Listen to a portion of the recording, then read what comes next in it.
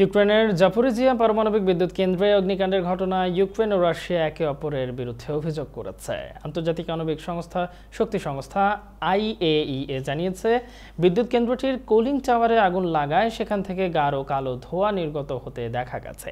তবে কোনো পারমাণবিক নিরাপত্তা ঝুঁকি দেখা যায়নি বলেও জানিয়েছে তারা। এই ঘটনায় রাশিয়াকে অভিযুক্ত করে ইউক্রেনের প্রেসিডেন্ট ভলোদিমির জেলেনস্কি বলেছেন, বিদ্যুৎ কেন্দ্রে রুশ বাহিনী আগুন দিয়েছে। ওইদিকে জাপোরিজিয়ার ক্রেমলিন নিযুক্ত গভর্নর ইউক্রেনকে দায়ী করে ইয়েভগেনি জেবালিৎস্কি বলেন, ইউক্রেনীয়দের বোমা বর্ষণে বিদ্যুৎ কেন্দ্রে আগুন ধরেছে। এদিকে এ বিষয়ে আইএইএ এর প্রধান রাফায়েল গ্রসি এক বিবৃতিতে দুই দেশকে একে অপরকে দোষারোপ না করতে সতর্ক করে এক বিবৃতিতে জানিয়েছেন, এই বেপরোয়া আক্রমণগুলি প্ল্যান্টে পারমাণবিক নিরাপত্তাকে বিপন্ন করে এবং পারমাণবিক দুর্ঘটনার ঝুঁকি বাড়ায়। তাদের এখনই থামতে হবে। ইউক্রেনের জাপোরিজিয়ায় অবস্থিত এই বিদ্যুৎ কেন্দ্রটি 2 বছরের বেশি সময় ধরে রাশিয়ার সেনা ও কর্মকর্তাদের দখলে রয়েছে। সময় জুড়ে এই বিদ্যুৎ কেন্দ্রে বিদ্যুৎ উৎপাদন বন্ধ রয়েছে।